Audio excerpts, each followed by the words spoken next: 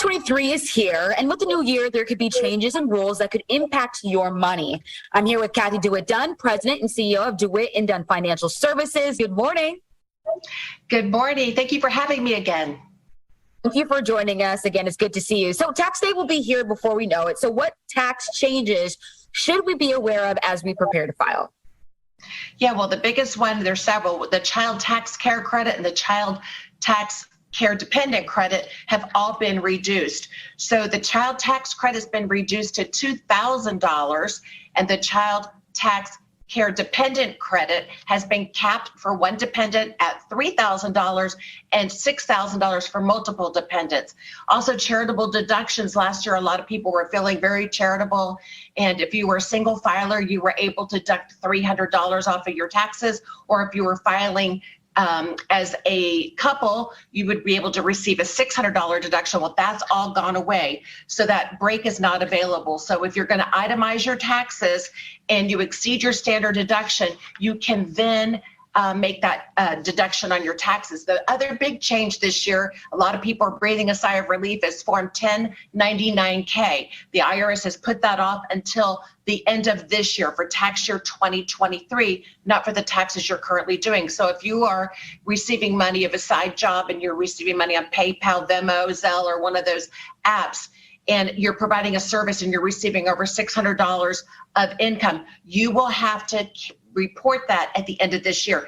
Keep in mind, if you're reimbursing your friends for like the movies or going out to dinner, that will not be a taxable event. So those are some big changes. Are there any other changes that we should be aware of for 2023? Yeah, I mean, I think the biggest thing is you got to be aware of what the tax law is, because it can really affect your withholding, your contributions to your retirement plans, et cetera. So the IRS every single year publishes guidelines and says, what is your income tax bracket? And then this is what you're going to have to pay for your percentage that is due. Well, usually that is aligned with inflation. Well, we saw all the inflationary numbers this past year, so there's been a lot of big changes that you need to log on to irs.gov to find out where you are and what your tax obligation is going to be. And the biggest thing for me is you want to make sure you know and you're aware of it, because you don't want to have a surprise at the end of the year that you're going to get a bill or that you're going to get a huge refund, which means that you withheld too much money. The one thing that I'm thrilled about is for this year's, now we're going to be able to contribute to our employer-sponsored retirement plans $22,500. Also, the catch-up provisions for retirement IRAs is now at $7,500. And here's the great news. For 2023, you can make an additional $500 contribution to your IRA. So that's fabulous news for savers. I'm sure, a lot of people are wondering why it's important to look out for your new financial rules. So can you tell us why? Well, I think one of the biggest things, you have to be prepared. Nobody wants to have a big bill at the end of the year, or you don't want to necessarily want to have a large refund.